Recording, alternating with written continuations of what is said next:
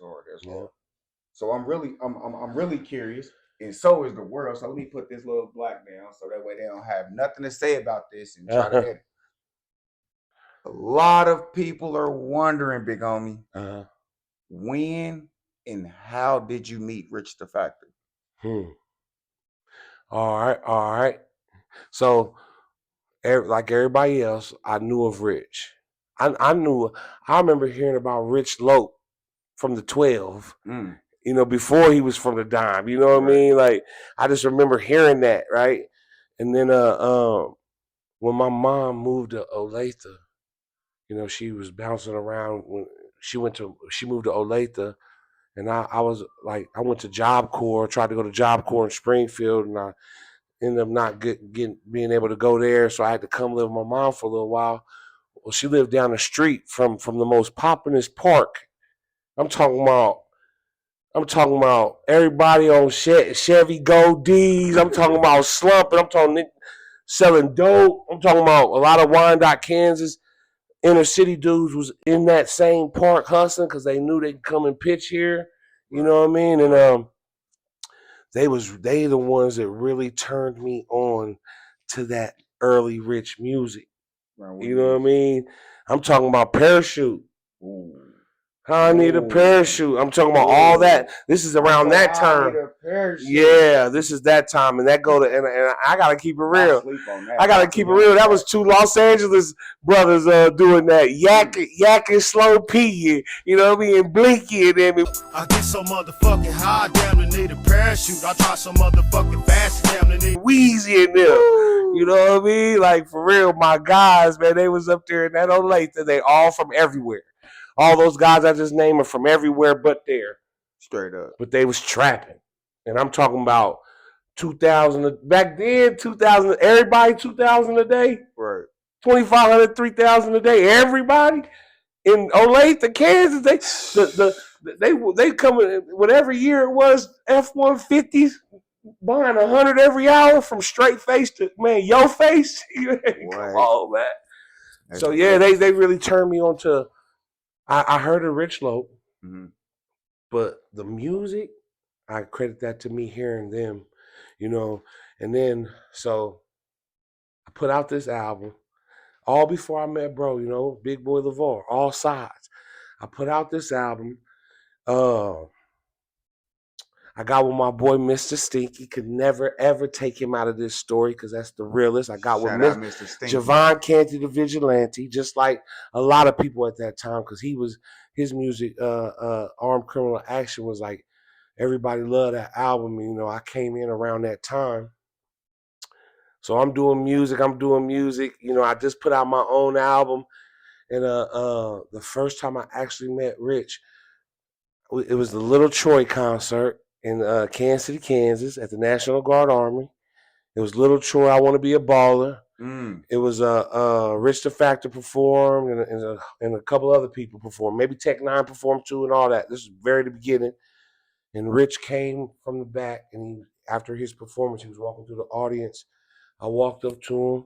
What's up, big homie? I handed him a All Sides CD, and I said, "Love," and I walked away from it. While everybody else was all on him, Right. I Right. just did that and walked away. You know what I mean? Because I Right. think I was performing that night. No, I don't know. I don't think I was performing that night. We was just there. You know what I mean? And that's what I did because I was just passing out CDs, selling CDs. So I gave him that CD. So about a month later, I'm at Stinky House, and Stinky get a call from Big Mark from 10th and Park. Mm-hmm. You know what I mean? And some guys, and they said, "Hey man," because I had been working with Stinky. I've been doing music with Stinky for like a year, 2 years.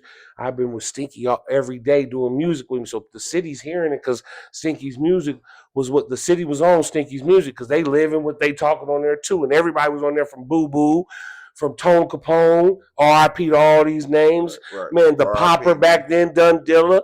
This was the town, and Stinky's albums were like compilations, Facts. which was everybody on the town was on them. Okay. So that's why they were so popular with him and all the people he had.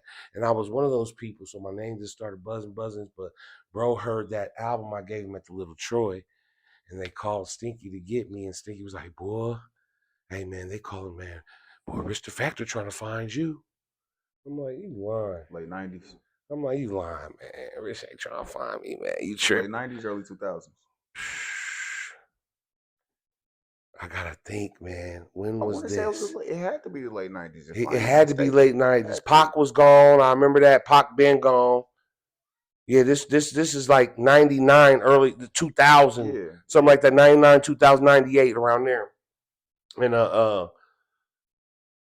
so he told me that bro wanted to get me, try to do some music with me, and I was just like starstruck because Rich Loc is not just no rapper. I know the stories. I know the history. I know all this stuff. Remember all the cars with all the gold D's. This ain't no rapping. You know what I mean? Yeah.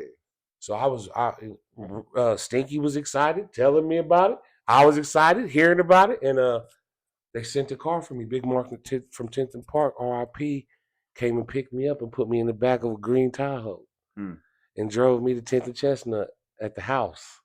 Everybody was there. You know what I mean? I'm walking, hey, how y'all doing? You know, this is my first time meeting anybody. You know what I mean? I ain't even never met Rick. Right. But bro's word was so heavy when he sent Big Mark. Big Mark treated me with love from I don't even know him. But this is how, just think about, I don't know none of them, but they coming to get me. I'm like, you know what I mean? It was major to me, you know what I mean? And so I went over there and he met me, and they had the court. They was in the house. They had, everybody smoking, drinking, and doing their thing. It's all the people that was there. Right. They was all in there. Right. They doing music though. They working on the album. They working on music. You got Mello.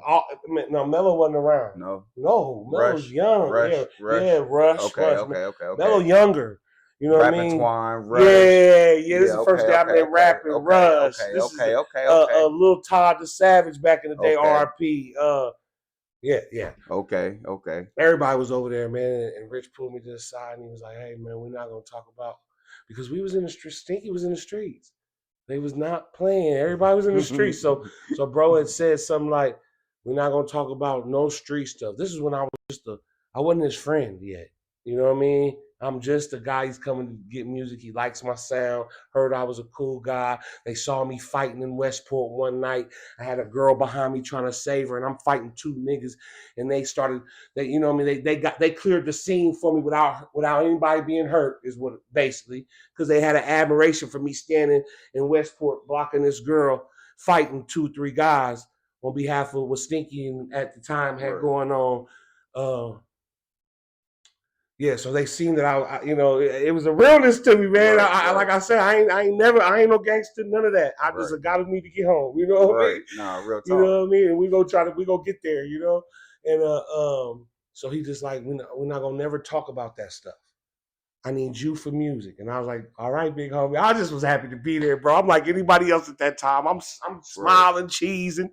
I'm just happy to be there, bro. You are the nigga, man. Man, listen. You are how I feel about you. Do you know you the nigga, my nigga? Hey, whatever. We ain't gotta never talk about nothing. Listen. You know what I mean? So I feel that feeling right now, chat, for the world. I feel that right now. For real. For everybody who out there that feel like I feel, drop it in the comments, because y'all know y'all feel like I feel. Like Lil Boosie raised the Louisiana people and the New Orleans people, and Master P raised them.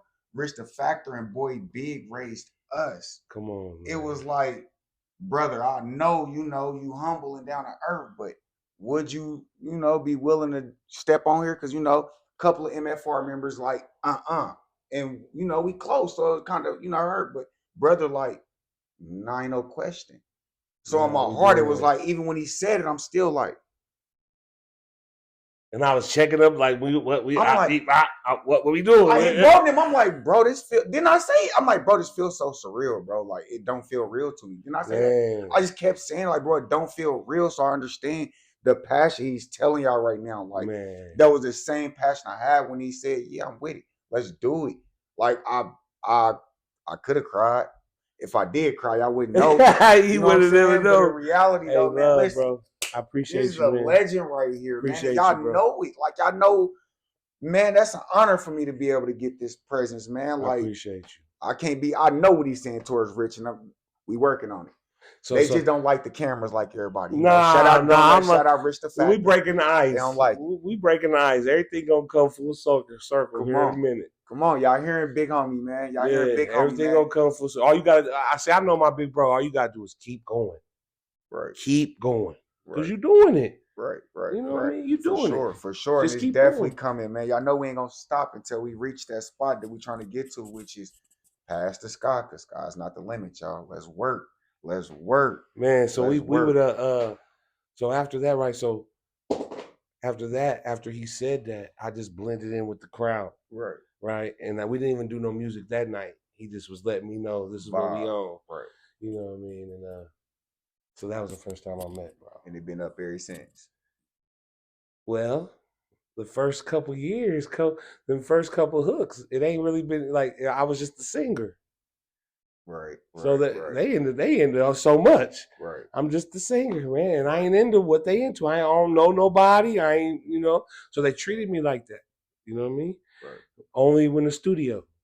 Mm-hmm. If we got studio, got a song, bro will come. You know, I come. But after a certain amount of time, that changed. So you mean to tell me during KC Colossal y'all wasn't vibing? Oh, KC Colossal, we was there. That's it's up. Okay. It's up. I'm talking about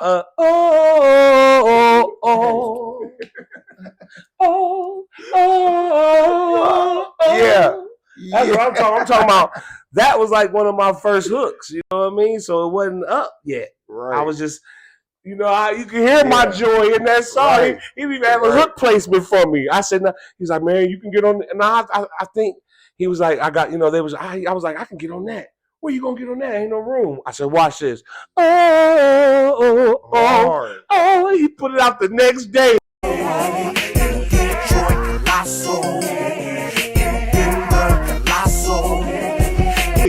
You know what I mean? It came out the next day. And guess what? And that was the first song I heard slapping through the streets. Man. I'm talking about real plug. I heard that, but that came out later after I did it. If that nigga would have touched, then the hood would have been said he was a real plug. I'm searching for a real. And another one I did. Oh, you, me, and he. That don't work these days, but baby, that was way back then. You know what I mean? Crazy. That was another one. Cool to come and visit you without my pepper. Hey, that was crazy. But that one. All right, let me stop. That. Oh, yo, chicks, I'm strapped, man. You, me, and he. That don't work these days, baby. That was way back then. One, I heard that everywhere. Hey, that's when the hook started going, and guys would be like, I need you to do what you did on this. I need you to do exactly what you. I said it can't be exactly, because you gotta have. Who are you? You gotta be you. You know what I mean? Me? Hey, that you, me, and he. Was you saying? So are you saying like that was the start of your viralness? Oh yeah, that was the start of my connection with them. That was before we became friends. I was just a singer dude to come through. They had love for me for what I did, but we weren't friends yet. I hadn't met his mom. I hadn't met his pops. I hadn't. You know what I mean? I hadn't met Donut quite yet. You know what I mean? Donut was in school. You know. For the people that don't know, Donut is his blood brother. Yeah, his little brother. Little brother, man. Yeah. You know, little big brother. Big brother, man. And he do got a donut shop. Donuts. But I'm gonna go there first. And I know y'all like to steal my content because I've been seeing it. So stop it.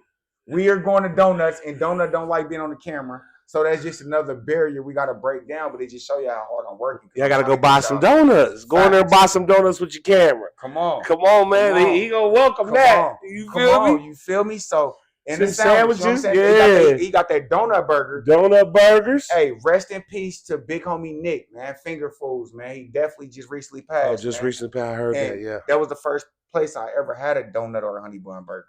He really put me on. I still ain't never had one. That's why we got to go to Donuts Burger. Try. That sounds scary to me. Man. Yeah, you see, it tastes like a breakfast sandwich. Yeah, it tastes like a breakfast sandwich. I promise. It tastes like a pancake on the stick. Ooh, I'm gonna have to try. It's gas, but we gonna try it on camera for y'all. At Donuts, because Donut is Rich the Fact Little Brother, and we want to get the whole MFR on here to get their story out there.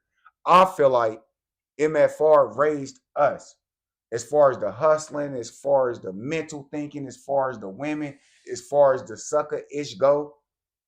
MFR wasn't with that. You know what I'm saying? Like, nah, they music was heavily pushing that, which is why we're getting into it in a second, but not right now. He telling y'all, and he not gonna say it on my channel. No, he not.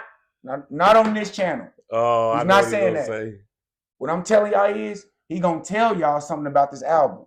This album right here is insane. Y'all talking about Boy Big?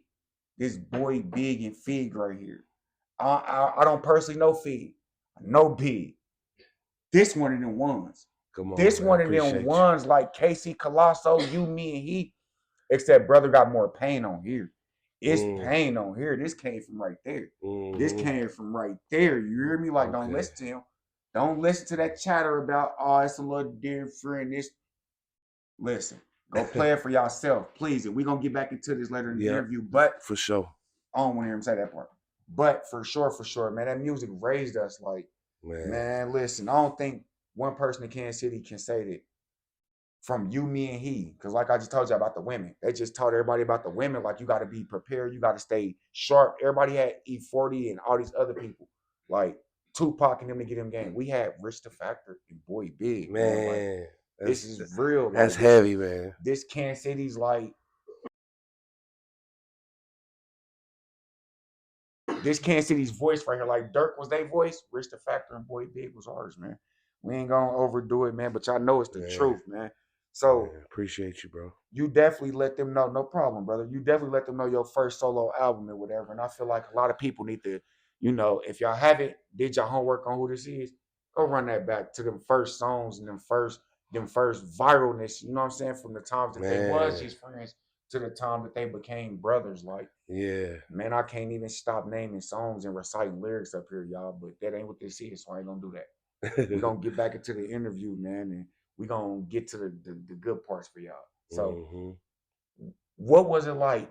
And I ain't doing this for the chatter, but I'm just curious. What was it like working and collaborating with Fat Tone and Rich the Factor during that little BS that was going on?